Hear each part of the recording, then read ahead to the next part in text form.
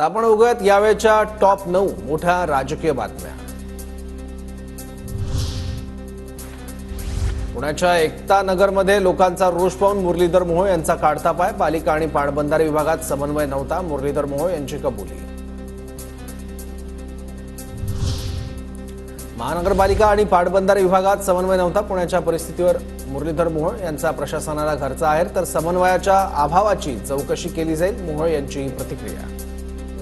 मोठ्या प्रमाणात सोडलं गेलं, पाणी मोठ्या प्रमाणात सोडलं गेलं आणि त्यामुळे स्वाभाविकपणे ही परिस्थिती निर्माण झाली आहे। नदीच्या बाजूचा भाग आहे। आता त्यांना आम्ही सगळ्यांना सांगितलं की ज्या पद्धत जितकं तुम्हाला पाणी सोडायचं तेवढी कल्पना खाली लोकांना दिली पाहिजे आणि महापालिका आणि जलसंपदा विभाग या प्रशासनातला समन्वय हा नीट राहिला पाहिजे, चांगला राहिला पाहिजे, हे सांगितलेलं आहे। आता खासदार सुप्रिया सुळेंकडून पुण्यातील पूरग्रस्त भागाची पाहणी। पुण्यात घडलेला प्रकार हे सरकारचं अपयश, सुप्रिया सुळेंची प्रतिक्रिया। भाजपने 288 जागा लढाव्यात, भाजप नेते नारायण राणेंचं वक्तव्य।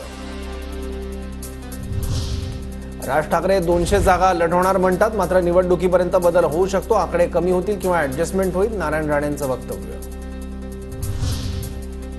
ढोंगी अविमुक्तेश्वरानंदांची उद्धव ठाकरेंकडून पाद्यपूजा, ठाकरेंनी राज ठाकरेंची पाद्यपूजा करायला हवी होती, मनसे नेते प्रकाश महाजनांचा टोला।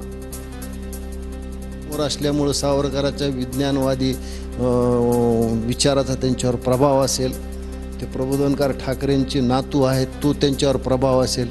खरं म्हणजे प्रबोधनकार ठाकरेचे दुसरे नातू आहेत, ज्यांनी एक ढोंगी ज्याच्यावर सुप्रीम कोर्टात तो शंकराचार्य आहे का खरा नाही याच्यावर वाद चालू आहे, त्याची पाद्यपूजा केली। राज ठाकरेंनी महिन्याभरातच पुन्हा भूमिका बदलली, लोकसभेत भाजपला बिनशर्त पाठिंबा, तर महिन्याभरातच स्वबळाचा नारा। काही लोक बोलतात एक आणि करतात एक, संजय राऊतांचा राज ठाकरेंना टोला।